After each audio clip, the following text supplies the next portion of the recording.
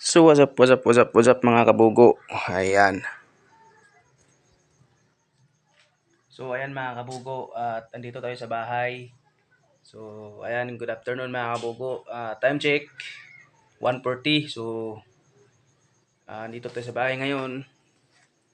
At meron tayong ginagawa ngayon mga kabugo. For today's video mga kabugo, ipapakita ko sa inyo yung ginagawa ko ngayon na nagtitina ako ng tela, yung saya, skirt ba kung tawagin. Uniform yun eh. Kulay green. Bali, tinina ko siya ng kulay itim. Actually, tinina ko na siya. First coating pa lang yun. First lang. Parang hindi siya nagkulay itim. Bali, meron pa rin siyang, may pagka-green pa rin siya. Pero ngayon, inulit ko. Dalawa yung nilagay ko na Venus. Tingnan natin kung anong kakalabasan yan. Andun pa. So, ipapakita ko sa inyo mga kabugo kung anong ginawa ko dito. So, tara na, let's go mga kabugo. So, ayan mga kabugo. Dito tayo. Ayan. So, ayan mga kabugo. Ayan, kung napapansin nyo, ayan o mga kabugo. Kulay green kasi yan. Kaya medyo halata siya na ganito yung kulay niya.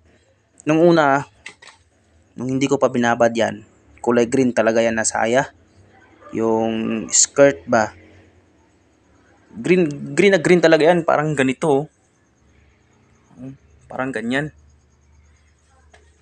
At nung una, bali nung unang coat ko dyan, nung unang coating ko dyan, bali dalawa rin yung nilagay ko na Venus.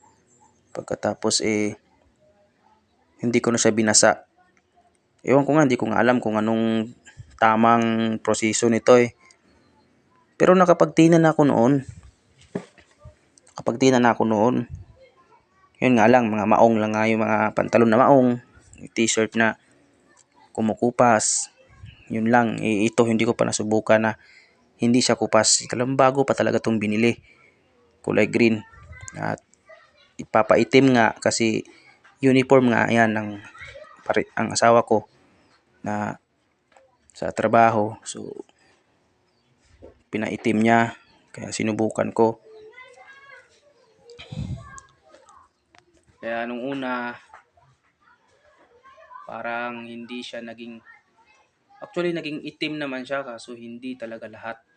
Yung parang may pagka green siya. Basta hindi ko ma-explain yung kulay nun eh. Kaya ngayon, yung araw, inulit ko. Kaya ayan na yung pitsura niya. Iwan ko kung anong kakalabasan yan. So ayan, tingnan nyo na lang mga kabugo oh.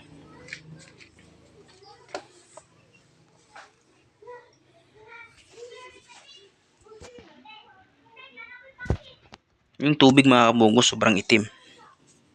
Kasi dalawa yan eh. Yun nga lang kung talagang binabasa ko dun sa likod ng tinapon ko na kasi yung basyo. Nung unang nilagay ko, dalawa rin yun. Hindi ko na pa binasa yung sa likod, direction niya. Ngayon yung naiwan na dalawa, binasa ko na sa likod. Lalagyan daw ng asin. So ngayon, nilagyan ko na yan ng asin. Una, nagpakulo ako ng tubig. Pagkatapos nilagay ko dyan.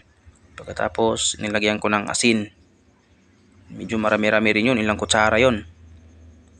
Tapos hinalo ko siya nung mga ilang minutes o ilang segundo yata.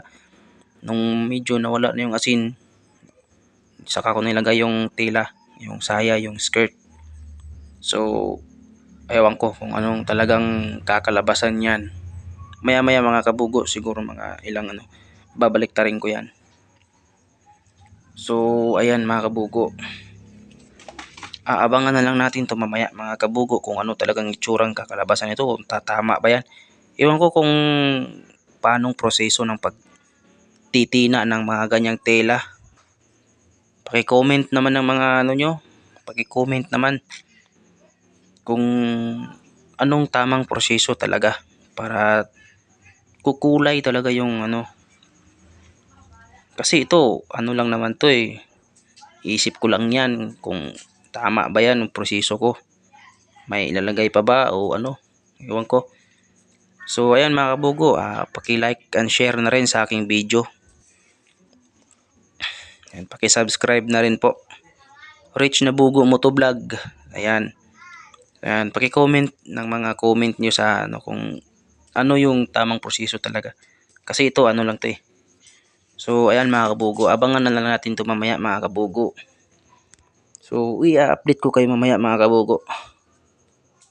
So ayan. I-update ko kayo mamaya mga kabugo kung anong itsura nito. So mamaya magbibideo tayo ulit kung anong talagang ano nito. So maya maya mga kabugo. So thank you mga kabugo.